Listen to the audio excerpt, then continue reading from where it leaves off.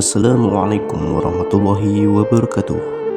Dalam video ini kami akan membahas tentang thariqah yang berasal dari kata toroko, berarti mengetuk, dan dipahami sebagai jalan mendekatkan diri kepada Allah melalui bimbingan seorang syekh, mujahadah, dan majelis zikir.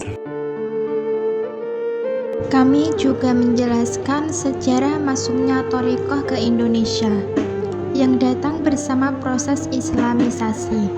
Corak sufistik membuatnya mudah diterima, dan sejak abad ke-14 sampai 15, berbagai thariqah seperti Syadziliyah dan Naqsyabandiyah mulai berkembang luas. Selain itu, kami mengulas dua thariqah utama, yaitu Syadziliyah yang menekankan zikir dan ketakwaan, serta Naqsyabandiyah dengan metode rabitah, muraqabah, dan zikirnya. Semoga video ini membantu memahami peran thariqah dalam tradisi Aswaja.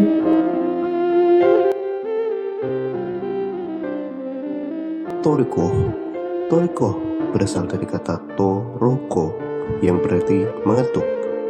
Pada awalnya didefinisikan sebagai seluruh jalan mendekatkan diri kepada Allah dengan mengamalkan perintah dan menjauhi larangan. Perkembangannya, thariqah menjadi kumpulan para salih yang dinisbatkan kepada seorang syekh dengan kepatuhan pada peraturan khusus dalam mujahadah. Mereka berkumpul di zawiyah, rubaq, atau khaniqah, serta mengadakan pertemuan teratur dalam momen tertentu untuk membentuk majelis ilmu dan zikir. Sejarah masuknya thariqah ke Indonesia. Masuknya thariqah ke Indonesia berlangsung seiring dengan masuknya Islam sendiri. Corak Islam Sufi thariqah sangat menarik bagi masyarakat Nusantara karena dekat dengan tradisi spiritual Hindu-Buddha. Islamisasi awal terjadi sejak abad ke-7 Masehi, namun baru berkembang besar pada abad 14 sampai 15 ketika tasawuf mencapai puncak kejayaannya. Tokoh-tokoh besar seperti Al-Ghazali, Najmuddin Kubro, Abu Hasan Asyadzili, dan Bahauddin An-Naqsyabandi berperan dalam penyebaran berbagai thariqah. Pada abad 17 sampai 18, thariqah berkembang pesat. Hingga kini terdapat lebih dari 40 thariqah yang tersebar di Indonesia. Thariqah Mu'tabaroh. Thariqah Mu'tabaroh adalah thariqah yang dianggap atau diperhitungkan karena memenuhi syarat. Di antaranya bersambungnya sanad mursyid hingga Rasulullah. Amin Al-Qurdi dalam Tanwir Al-Qulub mengatakan bahwa wajib bagi murid mengetahui bahwa mursyid benar-benar memiliki sanad yang bersambung, karena madad Rasulullah sampai melalui mursyid yang sanadnya tersambung.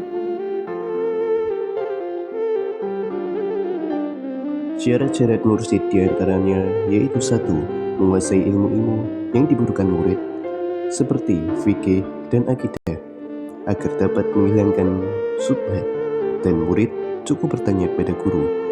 Yang kedua yaitu mengetahui hati-hati yang sempurna, adabnya, bahaya nafsu, penyakitnya, dan cara menjaga kesuciannya.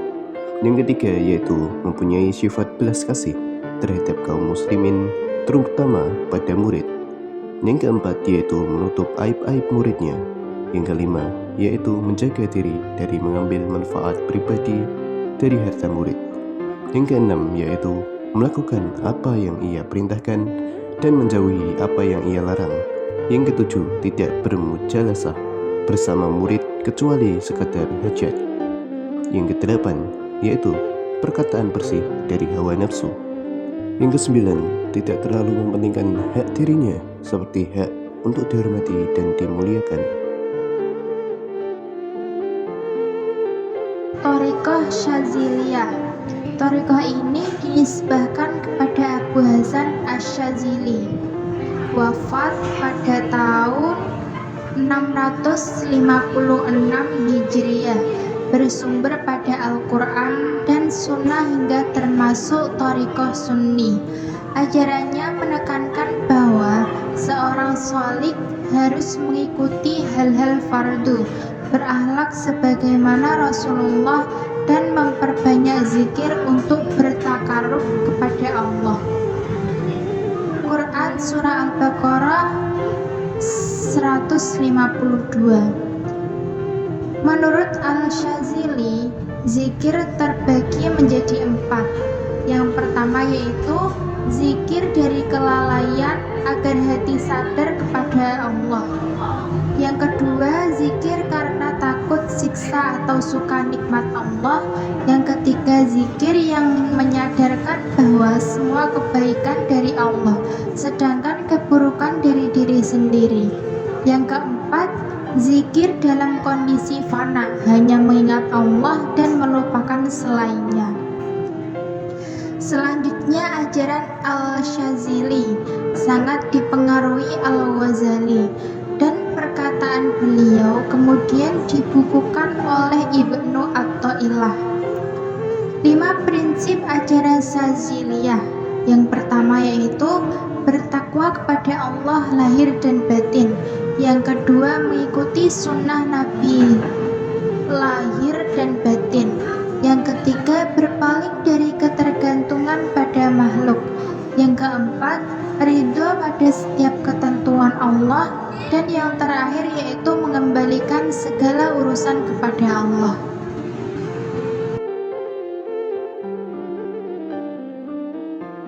Thariqah Naqsyabandiyah.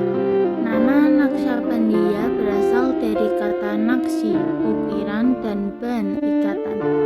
Thariqah ini dinisbatkan kepada Abu Bakar As-Siddiq, namun dibangun melalui 4 tokoh utama. 1. Salman Al-Farisi, wafat 33 Hijriah.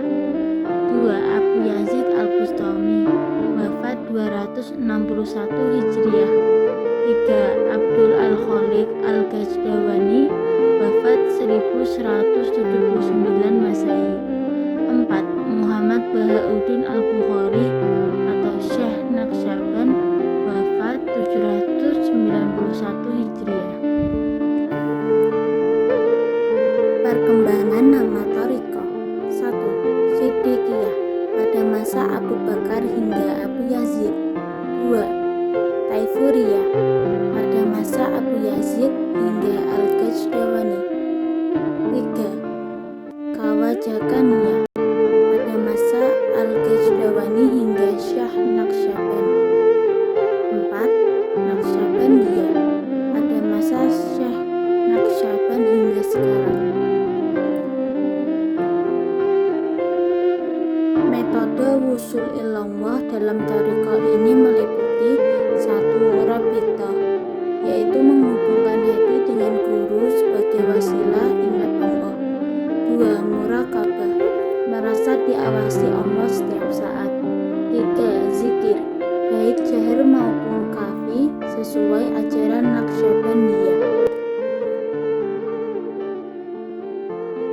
Demikian pemaparan kami mengenai thariqah sebagai jalan spiritual dalam Islam yang berlandaskan Al-Quran dan Sunnah serta dibimbing oleh mursyid yang memiliki sanad yang jelas. Melalui pembahasan ini, dapat kita pahami bahwa thariqah Mu'tabarah seperti Syaziliyah dan Naqsyabandiyah tidak hanya menekankan zikir, tetapi juga pembentukan akhlak dan keseimbangan antara kehidupan dunia dan akhirat.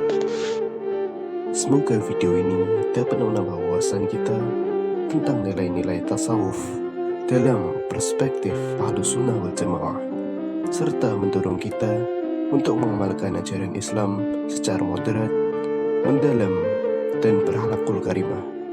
Terima kasih atas perhatiannya. Wassalamualaikum warahmatullahi wabarakatuh.